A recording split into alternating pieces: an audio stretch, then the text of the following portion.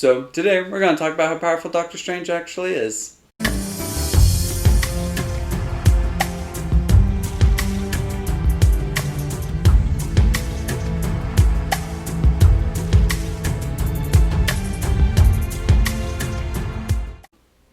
I've seen some people talk about how it's kind of ridiculous how strong Doctor Strange became in magic during the events of his 2016 movie. It's actually not that unbelievable. You know, I went and I watched the movie, and there's a few scenes that I want to talk about with you, and to show you why Doctor Strange is so powerful by the end of his movie. Alright, so there's 3 scenes in particular I want to talk about. The first one is when Doctor Strange is asking for books on astral projection, Wong says no.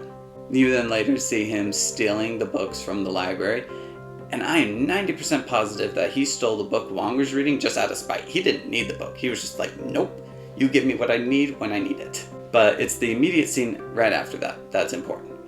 We see his body sleeping while his astral body is floating reading a book. Okay, so that means he can study while he is sleeping. Alright, keep that in mind.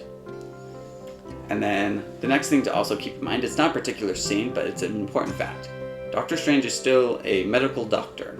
He may not have his license anymore, but that doesn't mean he doesn't have all that training and knowledge and recommendations that he also gives to patients.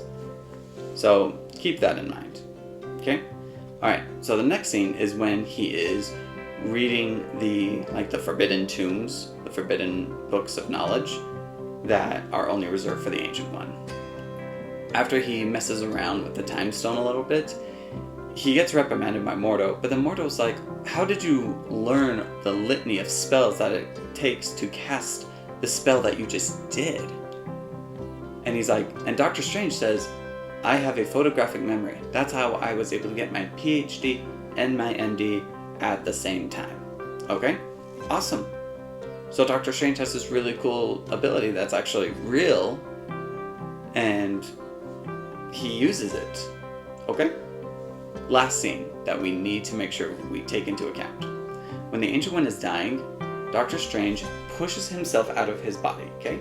So his body is now falling. He rushes off to the Ancient One and he's like, you need to get back to your body. You are dying. And she says, time is relative. Your body hasn't even hit the floor yet. Okay? So let's just say it takes about roughly 1 second to be from standing position to hitting the floor. Okay? So if it takes about 1 second to fall down, and then how long were they in the astral plane for? Well, that scene is about roughly 3 minutes. So I just rounded it to 3 minutes. So we can do the ratio. For every 1 second in the real world, if you are powerful enough, you can do up to 3 minutes or so in the astral plane. Okay? So, I already did the math for you guys. You guys don't need to do it. Remember, Doctor Strange is still a doctor, which means he would recommend probably about 8 hours of sleep, which means he is probably also doing the same thing. So let's say he's sleeping for 8 hours. What's that look like in the astral plane? If he can dilate time the way that him and the Ancient One were doing when she was dying, he can do time displacement by 720 hours in the astral plane. That means for every 8 hours your body is sleeping, you can have 30 full days of doing whatever in the astral plane. And we've seen him studying while his body was sleeping. So what's that look like as far as knowledge? Well, a college semester is about 4 months, okay? It's about 15 weeks, which means after roughly 32 days, that's 4 years. So after sleeping for 32 nights, you basically get a 4-year degree if you study during that whole time in the astral plane. Okay? And then, if you do another 32 nights, you basically have a PhD in magic.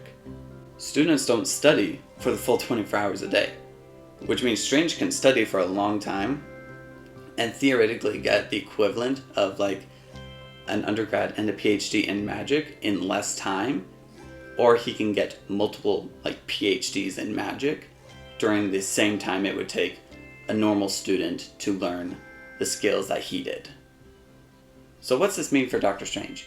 It means it is very possible during the few months he was at Kamar-Taj to have mastered multiple different areas of magic. So yeah, Doctor Strange is super powerful because he learned how to manipulate time before he even got the time stone. How awesome is that? It's like he made himself ready and worthy for the time stone. This is a subject I've been wanting to talk about for a long time now, and I'm really grateful I was able to share it with you guys. Be sure to leave a like and a comment on videos you want to see us do, whether it be a character creation in a video game channel, or a video game you want to see us walk through, or even a theory that you want us to break down that you are speculating about. Let us help you, because we love making videos for you guys, and we want to make more. So we hope you guys have a fantastic day. Be sure to join us again on Friday with part 2 of our Assassin's Creed Valhalla breakdown. And again, welcome to the kingdom.